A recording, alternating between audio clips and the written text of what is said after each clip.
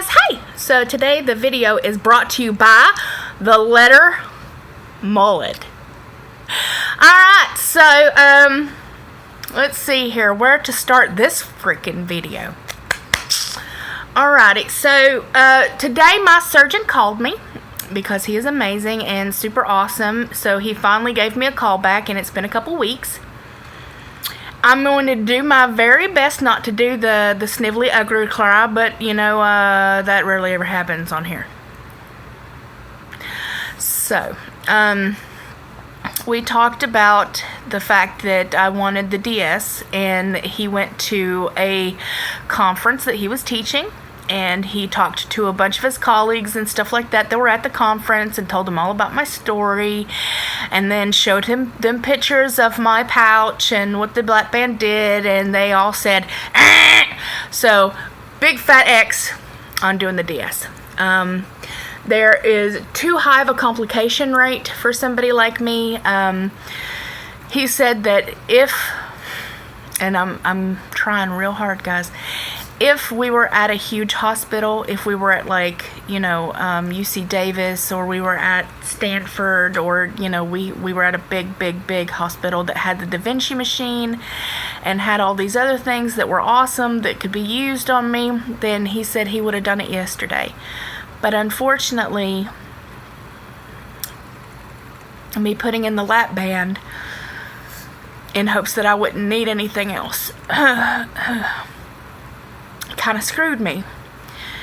And that's okay. That's all right.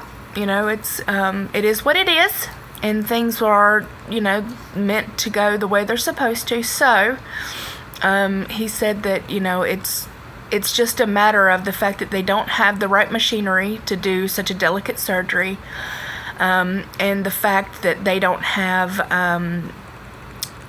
the facilities to take care of somebody if they had, like me, if they had a whole bunch of issues. And he also said that he didn't want to hurt me. So he said that, you know, as interesting as the case is, and how interesting the case is for a lot of people that he talked to, when you get down to the logistics of having this kind of revision, it's too hard on my body, and he just doesn't want to kill me. So I want to first, you know, I want to get into this, and then we'll talk about the other things that him and I talked about. So I don't regret having gastric bypass. I don't regret having weight loss surgery, because it did save my life. It did do, you know, I had a 2 or 3 years to live the way I was, and gastric bypass really helped me. But one thing people need to realize is that after a while, your weight loss surgery stops. It slows down, and then it stops, and then everything else has to be you. Everything else, keeping it off, working it off, eating correctly, working out, taking your vitamins, that's all you, boo-boo. If you don't work out, if you don't want to watch your food intake, then you're going to have regain, which I'm going to say a good 75 to 80% of weight loss surgery patients are going to have. You know, and the other like 10-15%, well, those people are godly, and I don't know any of them really.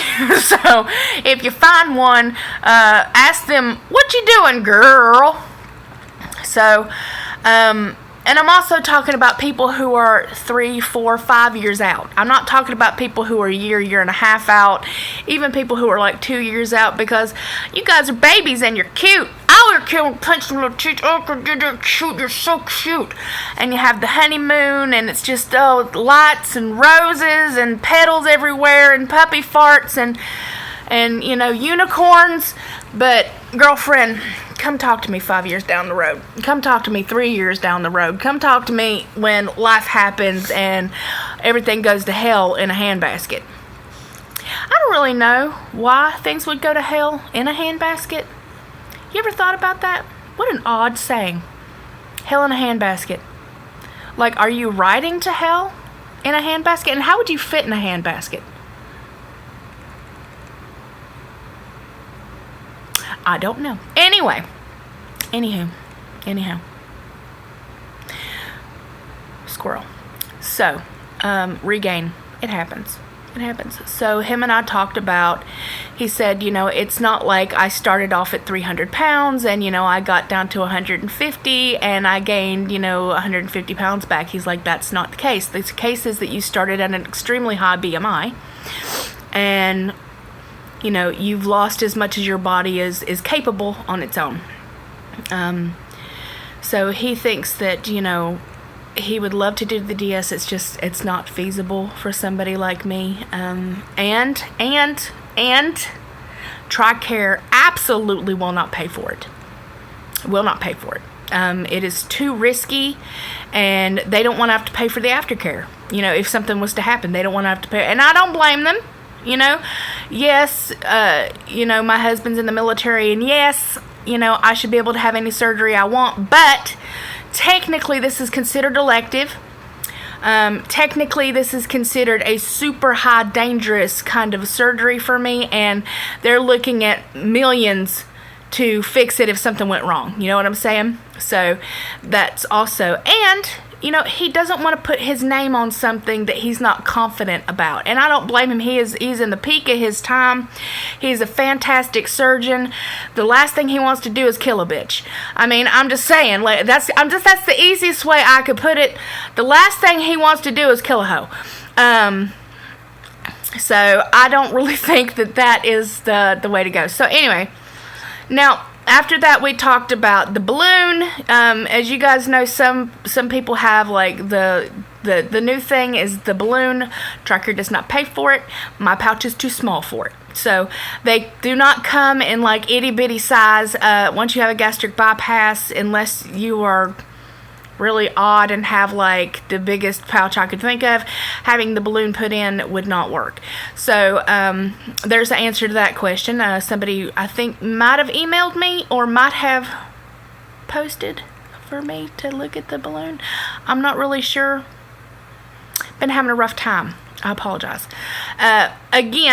So the Roux procedure, which is where they go in and tighten your pouch, does not work for me. I don't have an elongated pouch. My pouch is not stretched. I did not overeat. That is not my problem. I'm not just like, oh, well, I'm just going to eat all this, all this food. That is not what happened to me. If you don't know my story is that I had complications due to strictures, constant strictures, and when they went at the last time to fix it, they opened up the very bottom of my pouch, and it did not close correctly. So most of the food and everything goes in my stomach and immediately into my intestines. So I have something called rapid dumping syndrome, where the food goes in and goes out. So that is an issue, of why I can eat more than I would like to, and why I never stay full. And so, yeah. That is what happened. That's the complication I happen to have had. Now, I want to reiterate one more million times on my channel that I am not perfect. My ass is human. I'm going to eat, like, from time to time. Like, when I was on my vacation, I had waffles. I had a cupcake. I don't think I had cookies. I had popcorn. I'm not perfect, y'all. Like, I'm not sitting here telling you that I'm on a damn ketogenic diet and I'm having 10 carbs a day and I'm sniffing almonds and I licked a peanut butter, like, peanut butter cup, and that was it, and I don't know why I'm not losing weight. What I'm telling you is that I'm a normal ass human person who eats, as good as I possibly can, but it's not like I'm, sitting here telling you guys that, I never eat anything that's not off my diet. I don't tell you guys that because that's a damn lie. That's a damn lie. Like, I'm not gonna lick you in the eye sockets, in your optical sockets, and be like, oh no, I've never had cupcakes since my surgery. I ain't never had no chips or nothing. No, but do I have it every day? No, but that's not the point. The point is that, ouch. I like being honest with you guys. You can stop. I like being real, and I like being honest, and I like really, and I like being really honest with you guys, and not be one of those people who's like, I don't ever do anything wrong. I do tons of shit wrong. I'm probably saying something wrong right now. You don't know. You don't know what I'm doing. But I just want you guys to understand that, you know, I'm doing the best I can. I'm doing the best for me that I can. I don't suggest anybody, you know, take after me or follow me into my own oblivion. I don't, you know, I'm not trying to tell you guys what to do for you. I can only tell you what kind of works for me and what doesn't work for me. I love how she has to be in the thing. So I hope that made sense, because I think I got squirrel for a minute, and yeah. Anyway, anywho, so the Roux procedure isn't, it's not gonna happen. The VSG, somebody asked about the VSG. I answered in my last video about this, but I will reiterate it really quickly. He would have to re-put my body back to normal to give me a VSG, and that's the part of the surgery that's the worst, and that's why he won't give me the surgery in the first place, is he cannot sleeve me, and my pouch is not big enough to sleeve me. So, no. And I don't have a pyloric valve. That is why the sleeve works, is because you have a pyloric valve, which people with gastric bypass do not. And if you don't know anything about pyloric valves, Google it! No, but anyway, so if you don't know anything about the pyloric valve, it actually keeps the food in your stomach, which people with gastric bypass don't typically have, so, yeah. So, then we talked about the distal bypass. Yes, we did, because that is the last and final frontier for me. That is the last thing that I can do. That is the last thing that that is the last choice that we have. So I talked to him. I told him about, you know, my hip replacement. And I said that, you know, if I can't lose my weight, then, you know, I can't have my hip replacement. Also, my doctors were telling me that I'm too big for a hip replacement, and it would just wear, you know, I can't even go there.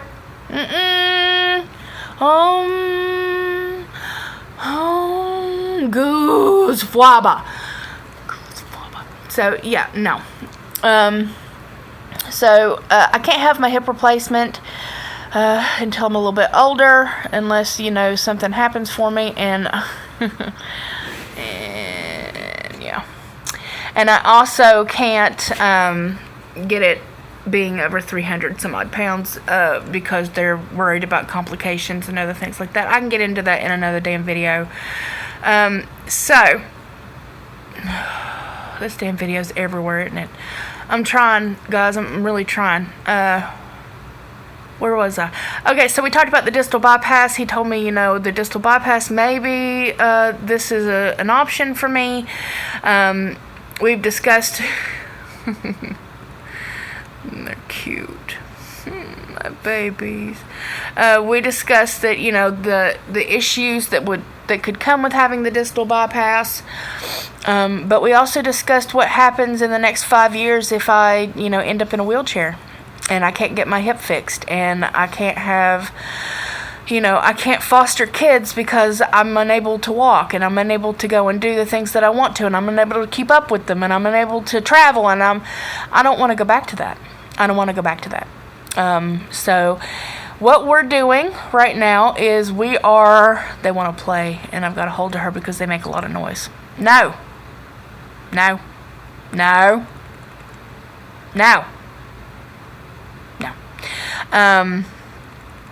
So what we're doing is he wants me to keep my iron up, and I'm going to come in November, probably the end of November, and we will, or the beginning of December, and we will talk about the distal. He said it's not off the table. He said I'm not closing the door on it. I'm going to think about it.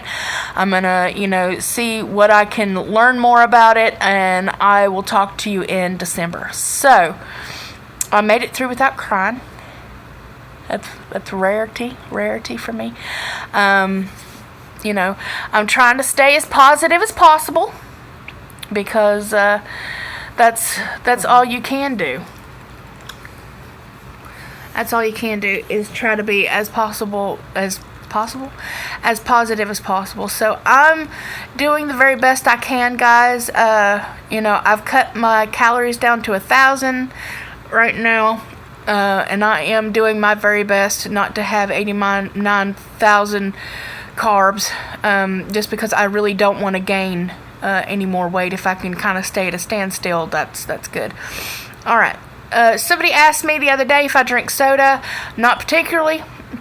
Every once in a while, I'll go out and with my husband for his dinner, and I'll take a sip of his. Somebody asked me, what did they ask me? Can't remember. Shit. Can't remember. Anyway, it doesn't matter. So, I may be having the distal. I may not. I may just be shit out of luck. Like, I may just be like, whack, whack, and nothing can be done. I don't know. That's ultimately up to him.